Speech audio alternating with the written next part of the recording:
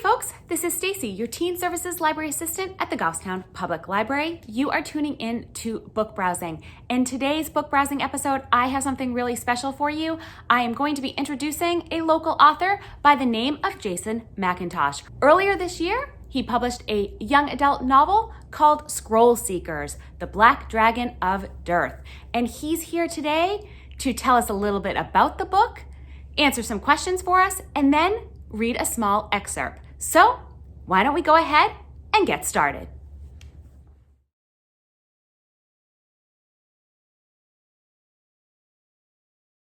We are here with Jason McIntosh, and we're talking about his young adult book, Scroll Seekers, The Black Dragon of Dearth. Jason, thank you for coming today to the Goffstown Public Library here in Goffstown, New Hampshire. Before I get started on some questions for you, can you tell a little summary of the book for those that are viewing us? So basically it's a family, modern family. They have this ability to sort of travel in between worlds that are very closely overlapping. They have special markings that give them certain abilities to find relics and artifacts that are powerful and dangerous. And basically what happens is the family has a catastrophe, and it's part of a plot that kind of launches them into a rescue mission for their family. Okay. And it involves unleashing evil and dragons and creatures. And so it's a lot of fun. It sounds fun. Yeah. It sounds really, really fun. Is writing your full-time career, Jason?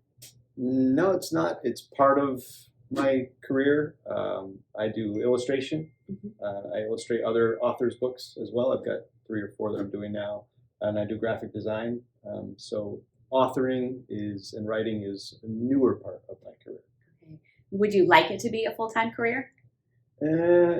It's a lot of work, but I really enjoyed writing. I'd like it to be more of my career. I can never put illustration down, but the writing would be something I'd like to increase for sure. Great, Yeah. Great. So what prompted you to write this book? All right. Well, I've got a lot of kids at home, as you know, and so stories have been a huge part of our lives. Every room in the house has books, and bedtime is filled with stories. So stories have always been rattling around in my brain. But this particular story started years ago on a ride home from a camp out with my oldest son. He was 6 or 7 at the time, 7, I think. We were on the way home, and just his voice from the back of the seat of the minivan said, "Dad, tell me a story," because he was bored, and we had hours to drive. And as we were driving, this yarn sort of spilled out of my head, all the characters that I had been developing, and it was good. And when we got home, he ran inside and grabbed his sister. Yeah. And he said, "Dad just told me this amazing story." You know, and he sat her down, and I still have my suitcases in my hand, and I carry them upstairs, and I'm unpacking them, and he sits her down, and he says, "Dad, tell it again." So I tell the story again, and they looked at each other with their mouths open, and they said, "Dad, please make this into a book." And I said, "Okay." So this story is really a promise fulfilled to my kids. Yeah. But it has become much more than that as well. So it's been a lot of fun. Yeah. Wonderful, wonderful. Now, you said that you, so you said it in the car, and then you went ahead and retold it when you got home. Did the premise of what you told there pretty much stay with the book that you wrote? Not totally. Okay. No. It grew in the telling, as most stories do. Exactly. And so, yeah, it wasn't quite the same. It added much more. Yeah. But yeah. So what books or authors most influenced your writing of this book, if there was any? Yeah, no, there definitely are. I've got one. I'll give you 2, because there's one who influenced me in my teen years, and one who has influenced me more recently. Okay. The teen book that I read as a teenager, was called The Oath, and it's by Frank Peretti. Okay. And basically, you know, typically dragons, I've seen dragons have evolved in the way they are portrayed in stories. Okay. Yep. So there's the typical dragon, like, you know, Smaug from The Hobbit, who's this gold hoarding, you know, just destructive beast. And then whereas now you have today of like wings of fire dragons that have classes and they're good at heart, and so I've seen this wide range. The Oath was a treatment of a dragon that was so intensely evil and just different. I'd never seen such a display of a dragon before. So that really impacted how I created, one of the characters in the story. And then the other author was Ted Dekker. And he writes a lot of overlapping realities, worlds that characters flow in and out of, and is set in modern day situations, and just really, really cool. And he's written dozens of books, and the characters all sort of bleed in and out of each other from book to book too. So it's not just a series.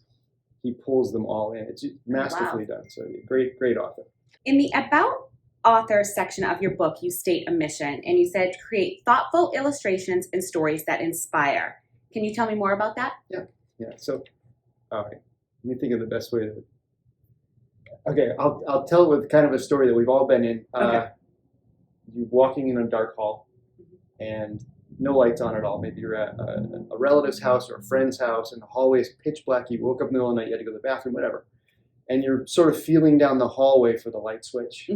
And it's unfamiliar, it's dark, you don't know where you are, and you pass by just this thin little razor of light, or it's maybe like a spider web of light, and you catch out of peripheral vision, and you stop and you turn and it's gone, and you step back and you can see it again. So you get this little thin light, and so you realize there's a door on the other side, and there's light, maybe there's people, maybe there's a doorknob. Do I knock? Do I turn the door? Do I go in? Or do I just stay in the hallway? And so I'd like my illustrations and my stories to sort of inspire a what if. What if there's more to me? What if there's more to life? This universe is vast. It's expansive. There's so many more questions than answers, and most answers to most questions is a shrug and I don't know. Yeah. So I like my stories and illustrations to bring a hopeful that maybe there is more, and maybe I mean more, or maybe this situation isn't just random, maybe it's purposeful. Right. So that's where I like my artwork and my stories to point that way. That's a great illustration. Thank you for that. Yeah. So this book contains amazing illustrations in it, maps. Of course, when you're dealing with fantasy books, you have to have those maps in the beginning, right? That everyone wants to know the land and the worlds that you're exploring through the story. Right. Is there an illustration that is your favorite in this book, and why? I've got two that I really like in the back of the book. One is the 𝒉𝒂𝒄𝒌 itself. That's this sort of two-legged creature, lizard thing, like a dragonette, I guess. But in the illustration, that was actually the fourth time I had tried to come up with it. It was really hard for me to put my finger on it. That one was one of my favorites, and that's actually the very first character I sort of was like, yeah, this image came out the way I wanted to. Okay. And the reason why is that I mentored under another artist named Jake Parker. He's amazing. I mentored under him for a few days, did some speed modeling, and I had him review all my stuff. Okay. And I wasn't going to illustrate the book at all. Oh. Initially, I wasn't going to. Well, we're glad you did. So am I. I really am too. It added a lot of work, but I think it came out good. But he was rifling through my notes, my notebooks and my sketchbooks and my artwork, and I was just asking him to just critique me. And he stopped when I got to this fourth illustration of the 𝒉𝒂𝒄𝒌, and he put his finger on it. He said, "You need to lean into this style, this sort of sketchy, sketchbook style of illustrating." And so I did, and that ended up being a main character in the book. And then the other one is the Dark Light, which is my favorite creature in the book. I just like the dynamics and the backstory behind the Dark Light character. Wonderful. Thank you. So what is the future for the characters that you have in this? Will there be a sequel? Is this going to be a series? Have you thought that far ahead? It is part one of a 3-part trilogy. Okay. It's the story arc is all there. The characters are all there for all 3. time will tell. Yeah. Is the world ready for all three? I guess that's the big question. But yeah, the story is in my heart. It's in my head. It's in some sketching form. So yeah, it is part of there. At the end of the book, there are definitely some open doors that you could walk through. Wonderful. So can't say exactly. All right.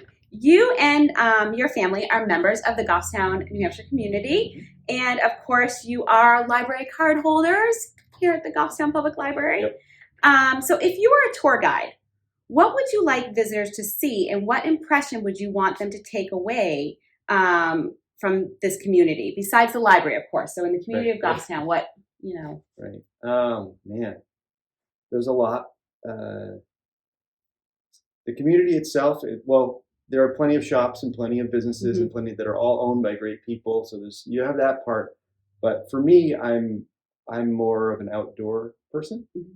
So while all those things are great, I love the outdoor aspects that Goffstown has. So I would bring, like, the Parks and Rec has, in the wintertime, which we're just about coming up on now, they have an ice rink that they set up. They flood the field. A lot of people don't take advantage of it, but it's right there. You park your car, they clean off the snow, they flood the field, and you just ice skate, which is a lot of fun. It's a lot of fun. And it's just there.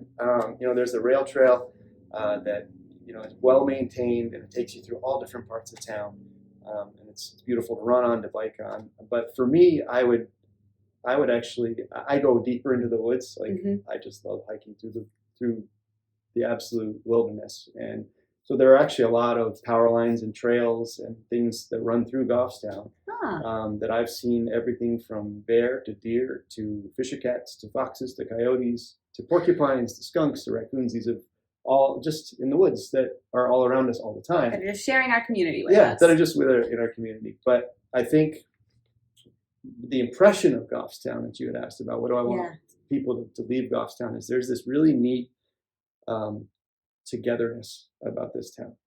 When we moved here about 8 years ago, and from that community we moved from was very much, survival of the fittest. It was not Goffstown, we'll say that. It was a tougher spot. It wasn't a great place to raise a family, in my opinion. It just didn't fit us. But when we got here for the first year that we lived here, it was like, they do what with pumpkins? They carve them out, and they do what on the river? They make them into boats? They have pumpkins that big?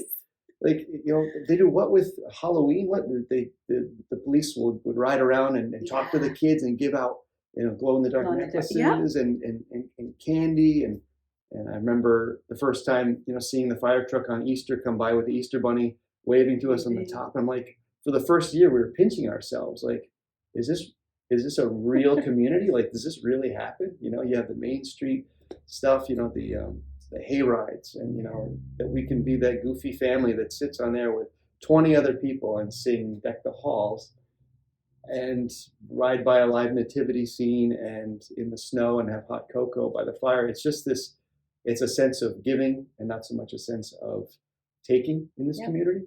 And so I think people need to preserve that, but also experience that. This sense of it's a giving community for sure. It is. Well, that's wonderful. I love everything that you just said, and I strongly feel that of this community as well. So before we go on, Jason is going to read a small excerpt from his book to get everyone enticed to want to check that out. But we're going to do some quick would you rather questions first. And so these are quick. You don't have to explain them, but just quick answer. Okay. All right. So first one. Would you rather have an endless summer or an endless winter? Endless summer. Okay. Would you rather be in a room full of snakes or a room full of spiders? Is there a door? I think that's like sliver in the hallway. Like, what's behind that door? I'd say snakes, I guess. Would you rather read a physical book or an ebook? Physical book. All right. Would you rather explore space or the ocean? Ocean. Okay, and this last one, I think this is the one everyone really wants to know. Would you rather be Batman or Spider-Man? Oh, Batman. Batman. Yeah. All right. Well, Jason, thank you so much for answering some of these questions. Why don't we go ahead and get right into your book? Right. Part 1, The Gift. 𝒂𝒂𝒄𝒂, Thomas groaned. A cold dread turned his stomach, and from the sound of it, there were hundreds of them. Each guttural shriek and heavy footfall of their talon-laden claws all bent in one ominous direction, his. Stopping to catch his breath atop the ravine, Thomas tracked the converging paths of crashing underbrush and the tree rattling below. They were closing in fast. Without armor-piercing rounds, the weapon holstered at his side was all but useless against their tightly woven scales. Firing off a half-dozen short-range shells at one of these ancient serpents was almost surely a death sentence, and he was not eager to shake hands with death tonight. He chided himself for not preparing for this mission better, then quickly excused the oversight. How could I possibly have known? He thought they had all been destroyed years ago in the Logarthian War. Yet here, panting in the pale blue and green moonlight of Hazor's dual moons, he had more than his share of them to deal with. On any other night, the moons with their halos of blue and green would have been breathtakingly beautiful, the kind of spectacle that caused starstruck lovers to reach out, as if magnetically, to clasp hands with each other in a heart-hammering silence, like he and Jillian had shared all those years ago. A splintering crack sounded as one of his rhino-sized pursuers, consumed with blind rage, ran headlong into a small nearby tree. Thomas's breath caught raggedly in his chest at the ground-shaking impact. They were closer than he thought. His hopes that the creature had smashed its own brains in, or at least knocked itself senseless, were dashed as the dark silhouette of the offending tree rocked and then fell to the earth with a sickening thud. Shaking its serpentine head side to side as if merely swatting an annoying insect, the beast ran onward, unfazed, if not a little angrier than before. A bone-chilling call shot out from its throat. The entire wood flooded with the curling echoes of dozens of answering snarls and shrill replies. The call of a 𝒂𝒂𝒄𝒂, the book had said, is so potent that it can be heard for years. Surpassing the physical laws of sound, it is told that the echo can reverberate within the very soul of any who are so unlucky as to be within earshot. That book, the one possession Thomas both loved and lamented. It had set him free, unlocking his spirit from the gravelly gray of his ordinary life. It had also bound him to this mission, luring the very hounds of Hades to his doorstep. For indeed, that is exactly where he was headed, home. He had tried all night to evade the beasts, and once he had even thought he had succeeded. But the scent of the artifact he had stolen had proven stronger than his stealth. Evil is simply drawn to itself. Perhaps stolen is not the best way to describe Thomas's actions of this particular evening. He preferred to think of these tasks simply as academic adventures aimed at collecting remarkable relics. The one he now carried was perhaps one of the most powerful artifacts ever recorded, and judging by the creatures pursuing him, had nearly fallen into the hands of a purely evil force with foul intentions. By those standards, Thomas judged his deed as right and just. But a 𝒂𝒂𝒄𝒂 knows neither righteousness nor justice, and right now in their eyes, Thomas was a down and dirty thief. And a tired thief at that. Lack of sleep and an endless night of ducking and weaving beneath the shadows were beginning to take a toll on him. Not nearly as much as it would have on Earth, where his strength was lessened. But nonetheless, if he did not cross over soon, it could be the end of his journeys altogether. For a brief moment, he entertained the idea of hiding high in the boughs of one of the 𝒂𝒂𝒄𝒂 trees that lined the rim of the northern forest. They were easy enough to climb and had a staggering height, nearly double that of the tallest redwoods of Earth. Their fruit could sustain him for days if need be. 𝒂𝒂𝒄𝒂s could not climb, having only 2 legs. However, the thought of being treed and driven mad by the mind-splintering shrieks of the serpents quickly drove the notion from him. He fought the urge to panic. The gate was at least 3 or 4 miles from here. He was not worried about his strength failing, since this realm added a robustness to his body that did not exist anywhere else. It was the tenacious speed of his pursuers that troubled him. At this pace, and in this terrain, his hopes of ever crossing over were beginning to fade. He began considering his options. There was a stream down the valley just ahead beside a 𝒂𝒂𝒄𝒂 grove. Perhaps the huge trees would provide some cover while he tried switching his trail from bank to bank over the running river, like a crafty raccoon attempting to outwit coonhounds. He dismissed the foolish strategy. These beasts could feel his cargo. Thomas would simply be making their hunt easier. Perhaps he could devise a trap? There's no time, he thought. Even a bear trap wouldn't stop one of them, much less dozens. Thomas knew he had to simply continue this mad sprint through the night. In the end, he decided that he was sick of crashing through the bushes. He could run along the bank of the stream and have less underbrush to tangle up his legs. It would also be less noisy.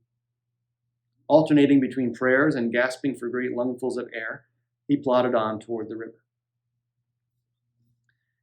Being pack animals, 𝒂𝒄𝒂𝒄𝒔 seldom hunt alone.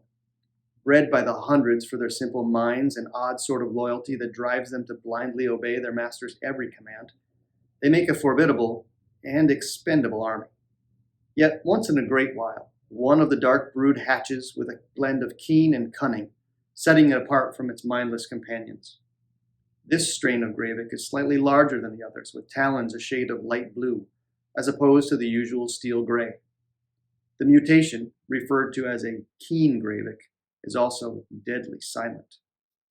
Where the rest of the pack seems content to fill the wind with vicious howls, a keen 𝒂𝒂𝒂𝒄𝒂 will utter no sound at all when hunting. Other than those factors, there is virtually no way to distinguish a keen 𝒂𝒂𝒂𝒄𝒂 from the rest of the group. Normally, a keen 𝒂𝒂𝒂𝒄𝒂 would be weeded out and destroyed by its master, as most of the fiendish folk who prefer 𝒂𝒂𝒂𝒄𝒂s as pets are vicious themselves and cannot bear the thought of an intelligent minion. But as fate or luck or some evil plan would have it, this particular 𝒂𝒂𝒂𝒄 master had not noticed one of the blue-clawed menaces living among the pack. With a will of its own, a dark and silent shadow broke off from the main group and began a snaking descent toward the river valley. The keen 𝒂𝒂𝒂𝒄 had picked up a fresh trail and began hunting Thomas, alone. Thomas's plan to run along the river was not going as well as he had hoped. For one, the mud kept sucking at his boots, nearly pulling them off twice now. Then there were the insects, swarming in dense clouds. The fat-bodied flies lazily hovered just even with his head. They were not a biting species, nor did they seem to be curious about him. But their position in the air was more than troubling for someone gasping for breath while running through their mid-air meetings. Thomas was sure he had dozens of them stuck in his nose by now. When he stopped to spit out another mouthful of the horrible-tasting brownish bugs, something pricked his senses. He pulled up sharply to listen. He was almost sure that the echoing calls of his pursuers sounded just slightly off course. He willed his breath to still in his chest so he could listen. Yes, there it was. The sound of the crashing and howling seemed to be falling away and to the left behind him. But why? Thomas was not an overly prideful man, and so was not quick to think that he had the ability to outrun such swift creatures. Reasoning that the dense forest nearby must be obscuring his trail, he abandoned the riverbank, altering his course into the trees. After a moment, he paused to rest and listen.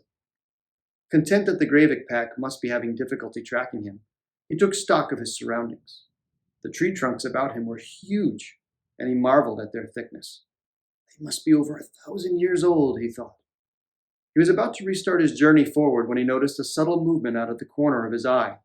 It was about 20 feet or more off the ground and swayed like a tree in the breeze. But there was no breeze.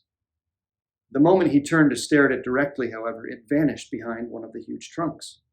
Then, just as suddenly, he noticed another swaying motion appear in the periphery of his other side. It too vanished when confronted by Thomas's searching eyes. A chill trickled down his spine. He was being watched. But more than that, his watchers knew that he knew they were watching. Thomas was unsure if this new discovery was friend or foe, but one thing was certain. Many foes were already nipping at his heels, and home was still a long way off.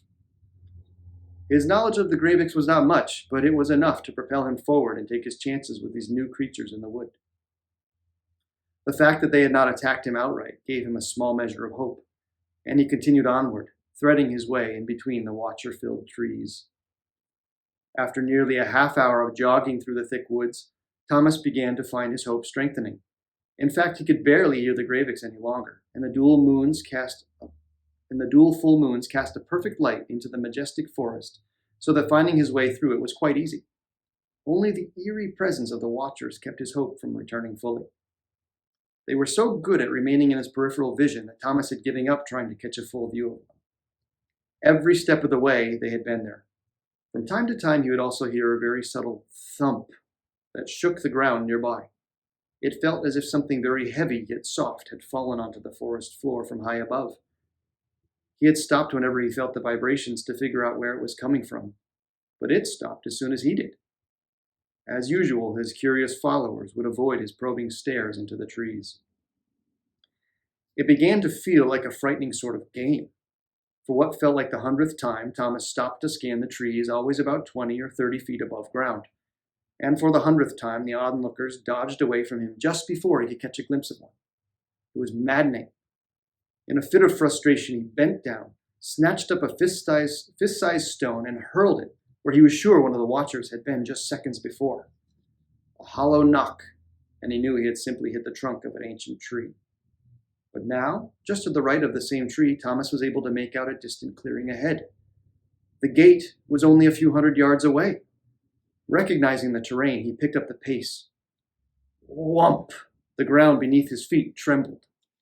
Thump, thump, thump! The tree trunk nearest Thomas groaned heavily as if something very tall and very large had just leaned against it.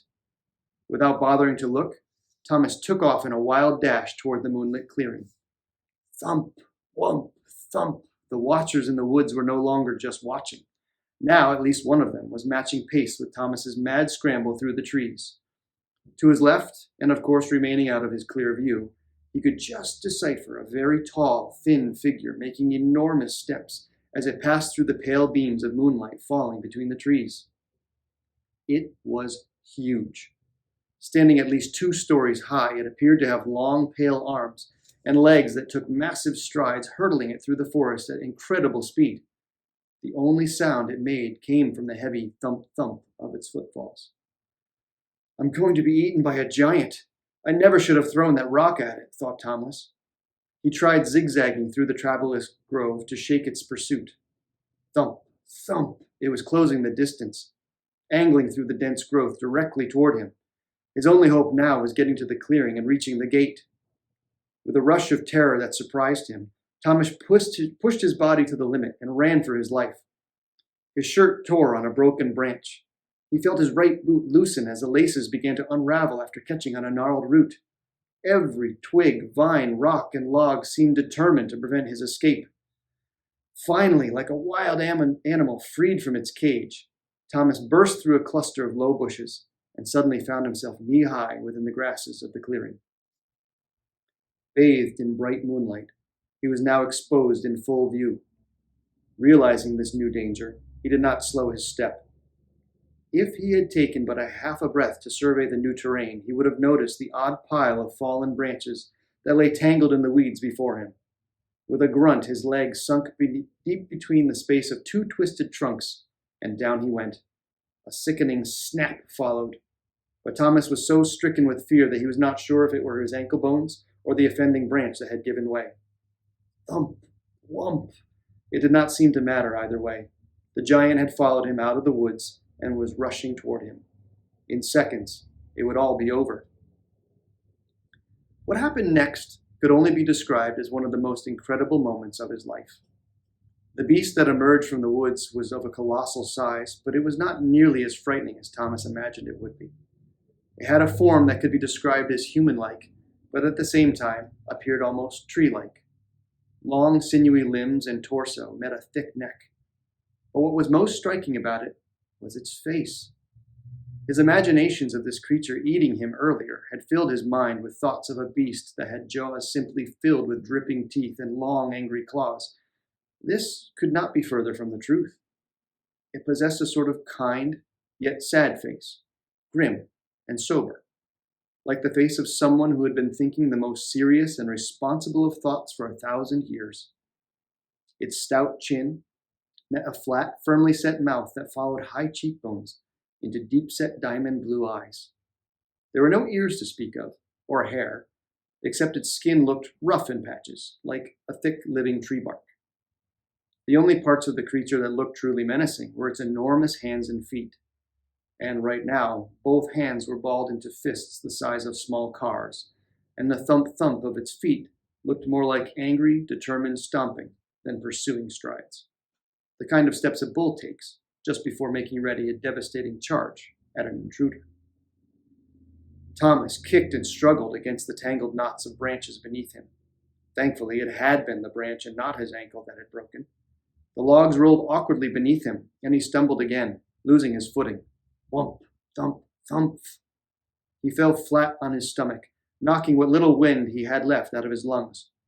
Rolling to his back, he saw the giant's foot, which looked much more like a mass of branches and dirt clods than an actual foot, lift above him. Like an annoying insect, he thought, I'm going to be squashed like a cockroach. He squeezed his eyes shut, tightly, bracing for the impact that would end his days.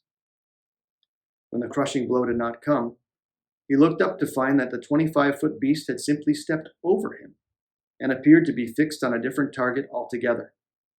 It stood in the pale, bright moonlight, breathing heavily. Thomas rolled over to get a better look at the creature, which now had its back to him. Steamy breath curled out of its nostrils as it turned its massive upper body side to side. It was searching the bushes and trees ahead for something. Thomas nearly choked when it spun quickly and glanced over its shoulder back at him. The piercing blue eyes studied his own. Thomas swallowed hard. Such eyes. They looked so bright, intelligent, almost human. And then the realization struck Thomas. This was no mindless forest giant, but an honest-to-goodness dark light. Jason, thank you so much for reading that. Thank you for joining us today and telling us more about your book. You're definitely going to want to check it out. So thanks again for coming. My pleasure. Well, we have come to the end of our book browsing segment today. I want to extend a very special thank you to our local author, Jason McIntosh, for coming out, answering our questions, reading from his book. Remember, it's 𝒄𝒓𝒐𝒍𝒍 The Black Dragon of Dearth. Now, if you are a Goffstown Public Library card holder and you want to check out Jason's book, it is available now. And we do have, while supplies last, for Goffstown Public Library card holders that check the book out, a 𝒄𝒓𝒐𝒍𝒍 swag bag. All right, if you are not from the Goffstown area, check with your library to see if Jason's book is available there. That's it for book browsing today. Of course, if you want to be the first to know about all of our great content that Goffstown Public Library puts on our YouTube channel, then all you have to do is subscribe. And please let me know if you're enjoying these videos by liking it below. That's it for today. Bye.